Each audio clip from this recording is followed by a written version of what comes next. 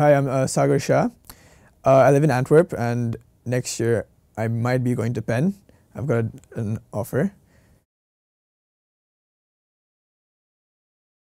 In my school, I go to a British school, so it's quite different over there. Most people apply to British schools, but the prospect of the liberal arts approach, which is kind of a broad approach to education, that really, I was really attracted by that because I wasn't really sure what to do. If I go to the UK or another country, I have to decide which engineering I have to do. And in America, the first year is broad, so I can try different kind of courses and see what suits me best. Also, I like the people over there are very friendly, as other places are not. People are not so friendly. So the way of living, the lifestyle over there, also really, that's what attracted me there. And obviously, it's the land of opportunity. So all the universities there, I'm going to have many opportunities for internships and meeting great people. So that I really look forward to that. At the start, I was just trying to get as much advice as possible without writing essays or anything. As much advice as possible on how to do everything. And because I was applying to both systems, the UK and the US, the UK is really easy. All you do is one essay and you click a button and it's sent. The US is a little more rigorous because you have to write essays for each university, you answer questions, interviews. I think it's more of a learning process. You learn more, and I mean, it's a good preparation for the future as well. And I got help from the Fulbright Commission. I got help from people who've done this before. So, I mean, it was a really good process. It was hard, time consuming, but I think it paid off in the end. Well, I took the TOEFL, but I mean, as long as you can, speak some English, that's fine. The SAT was probably the hardest test, the one I spent most time working for.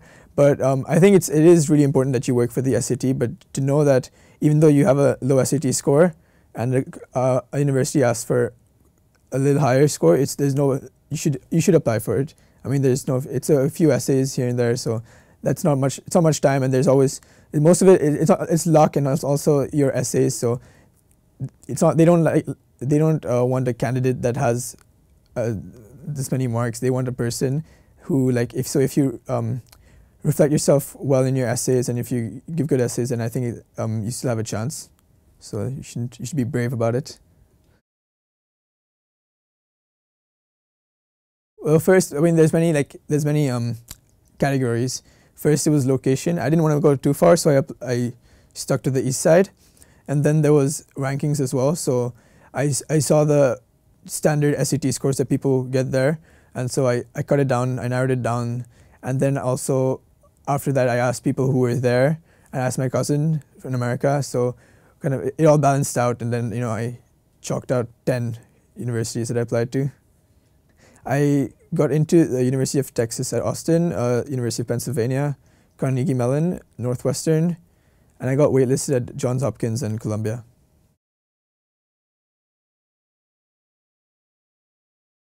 Obviously, distance is one, so I know the UK is much closer, and that's probably the only advantage it has over the US, because everything else seems more kind of brighter on the other side.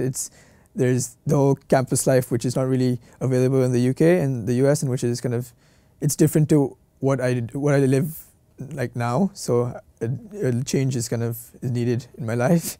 So that would be good. Also, getting away from home after 18 years. So that interests me as well.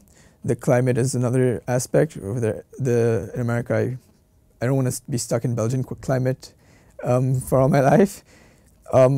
Also, probably the main thing is that the way of education in the US, it's more in the UK it's more narrow-minded. Like you choose your subject, you go on with it for 3 years. In the US, for 4 years, you can alter. It's more flexible, and that's what the main difference is, I think. In my school, I had the A-levels and the IB option. I think the IB option suited the US better because as I said, the education is more all-rounded, and so the IB gives you a more all-rounded approach because you have to take a math, a science, a language, and English. So it's more it prepared me better for the US, and also the content of the material that you learn at the IB is it's rigorous. It's very rigorous. It's one of the hardest programs in the world. So the US really respects that, and they give you credits as well. So that can work out well. You can end up doing less than 4 years for the undergrad. Also, many of the stuff that you do in the IB, like my cousin is doing chemistry at university, and the things she's doing in the second year, I'm doing that right now. Some aspects, so that would help in the future for sure. The personal statement that you write for the British school, it's more, it's academic based, what you've done and everything about you, but academic. And there's a very small paragraph on like extracurriculars. Most of my American essays were hardly academic. I mean, they can see that from your transcripts and your scores. What they want is something more personal, so that you write about what else you've done, the challenges you've taken. They look out for the wow factor in you, and so. With CAS, which is Creativity, Action, and Service, a part of the diploma, you get to do you have to do 50 hours of creativity, service, and action. So, like for example, I went to MUN, the Model UN. I played cricket for the Belgian team. So all of this has helped me to. I've talked about all of this in my essays, and I think that's helped me to get where I am now.